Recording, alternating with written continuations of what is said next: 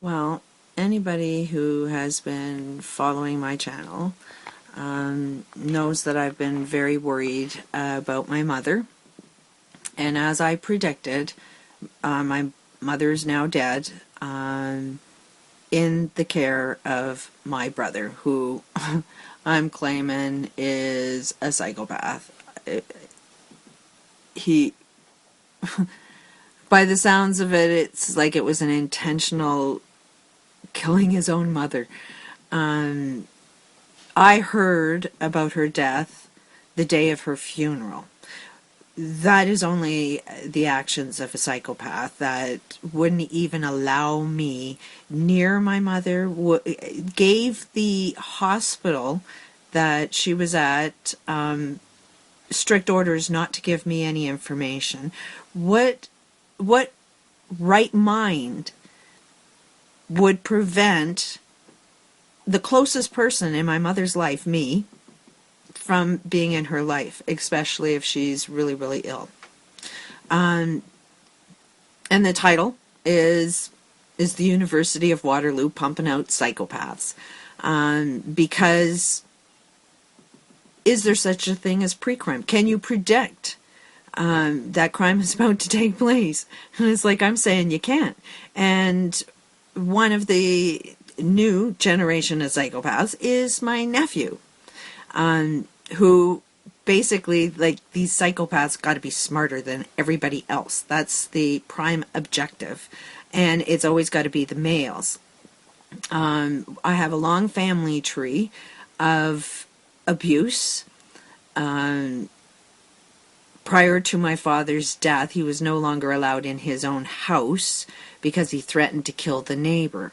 Now, I don't know what police, what judge, anybody in their right mind would think that, if he's so angry that he would get pissed off and threaten to kill the neighbor, how angry do you think he gets around my mother who has Alzheimer's? So to even put my mother in the same room as my father, my abusive father, who's always, there's a long history of him threatening to kill the family. There's a reason why me and my sister live in totally different provinces, where the like-minded brother stays with the family. I've observed my mother develop her Alzheimer's because it kept her safe. As long as she would say, I can't remember, my dad couldn't argue with her. You know, as long as she said that she was stupid, my dad couldn't argue with her. It prevented the arguments. My mother tried leaving this man in so many ways, but there's no leaving an abuser. And my father threatened to make her life a legal friggin' hell, and threatened, I mean, a death threat with a weapon was nothing compared to what my father threatened, what he would do legally. Which I suspect, you know, if I'm saying the University of Waterloo is pumping out psychopaths, that might open the door for me to have a lawsuit, because I am stating my opinion that might affect, you know, how somebody else is able to interact in the world. So nobody wants the truth out there. You know, those that have money can always suppress the victims that are pointing the finger saying, you are guilty. That is something that my mother tried doing. She went to doctors. You know, she tried letting everybody know that my father was very abusive, but there was no help other than give him pills, which is something that our education world seems to thrive on. Is, hey, if there's problem in our family life, let's design a pill that will prevent them from, you know, being so violent. Which my father, at the end of the day, was on so much friggin' medication that instead of living a proper life, he chose to take a pill and keep doing the wrong thing all the time. My mother, on the other hand, was always a very healthy person. I do believe I'm one of the closest people around her because I understood her and she understood me, where nobody else in the family did. When she started losing her memory, was right around the time that I was getting my divorce, when I was repeating the same pattern, married the same guy like my father. You can predict the future if you know what signs are repeating of the cycle. But I married the same man that was identical to my abusive father, and my ex made my life a legal hell, to the point where I have paid my ex-husband child support for children that never lived with him, that lived with me. So there's our justice system. So, I mean, if anybody even wants to threaten with a lawsuit, doesn't really matter. You know, it's somebody was able to say something about me that prevented me from even having contact with my mother before she died. The closest person in my life. And legally, our justice system prevented my mother from having loved ones around her before she died. And the way it sounds is like the notice is that she died peacefully with music and all her loved ones around her. No, she was surrounded by a bunch of psychopaths that just happened to be the only ones that profit off her death. You know, that did everything. There's got to be a secret about her health care. Why is it a secret? Why is it her own daughter was not entitled to see what kind of level of medical care she was getting? Why is it that, you know, loved ones that knew the level of abuse my mother was dealing with my father and my brother, and the new family, his family of two highly educated people, are able to get away with this?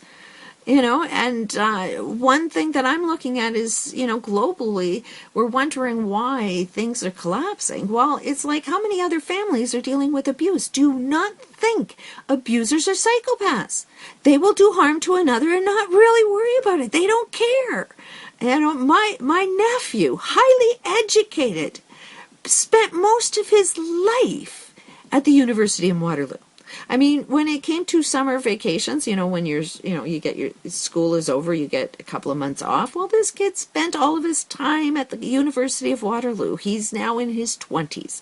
I'm sure he's graduated from some kind of quantum physics. I mean, this kid is brilliant, but he doesn't know the difference between right and wrong. His father has been, from my observations, an alcoholic, a drug addict, and a gambler who has gambled his own family's savings, and his wife doesn't even know about it. My grandfather, my father looks at him as a hero because back in the Depression, he had a butcher shop, 10 kids, and a gambler and an alcoholic, and gambled the house away at one time. Had a butcher shop and was looked upon in the community as a hero because out of the ration food, he was able on the black market to get food to the hungry. So they're looking like this guy's a real hero, but it's like, where did somebody that was getting extra food that was rationed? And who could buy food on the black market but the rich? So my grandfather made more money off of stealing food that there wasn't enough for anybody. Clearly there wasn't enough if my father says, hey, he gave money to the starving. Well, okay, if you're starving already and half your food is taken away and given to the rich, you know, was there any concern for the poverty? They were too busy making money off of it. And that's how my father made money, is after all of the money that my father is leaving all to my brother, guess who made all of the money? My sister, who was so damaged she couldn't stand up to my brother when we knew that my mother was not safe in the hands of my brother. We knew we couldn't do anything to stop my father. My mother, she stored over $30,000 in the house trying to one day plan to leave, which she told me. She told me of a lot of her plans. None of her wishes were followed right up on her deathbed. She would have wanted me there at all costs. My mother would have wanted me beside her. My mother definitely wanted, upon my father's death, for me to care for her. It was a plan since I was a child, and my brother knew about it, and so did his niece and nephew. They knew of the bonds, they knew of the abuse, but these are children that have been very, very strictly taught right from wrong, from an alcoholic, gambling, drug addict. Everything that this guy has been doing his whole entire life, he's been strictly teaching his two children. So can we predict that my niece and nephew are going to be psychopaths? My niece is now an accountant, from what I understand. Would you trust her with money, knowing that she's been trained to steal? That's what my brother's done. That's what my father's done. That's what my grandfather's done. This is what she's highly been trained to do. Learn everything about accounting so you could take advantage of somebody. And lies, secrets have been so inbred. They know how to keep a secret. They know how to look like, oh, not them. They look so uppercut, so perfect. They know how to be the trusting people. They've mastered that to a perfection.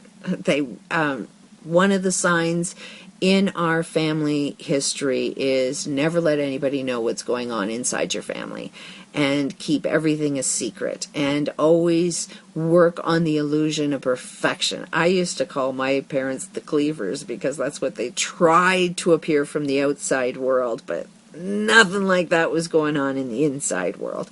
My brother perfected it. He's better than the Cleavers. His children look so squeaky clean you wouldn't see them coming. But they've been trained all of their lives how not to care about the wishes of somebody else. My nephew did not care whether my mother had all of her loved ones around her. He knew the level of abuse my mother had dealt with all of his entire life. My mother was a saint to these children. This woman was the best person on this planet that I know of. She would have done anything for anybody. And yet, she developed Alzheimer's because everybody wanted to criticize her, demean her, make her feel like she was so much less than. And she was always trying to gain approval, so she was always that really nice people pleaser. And right upon her death, she was denied the ability to have loved ones around her. And I just find this questionable. She ultimately apparently died of cancer.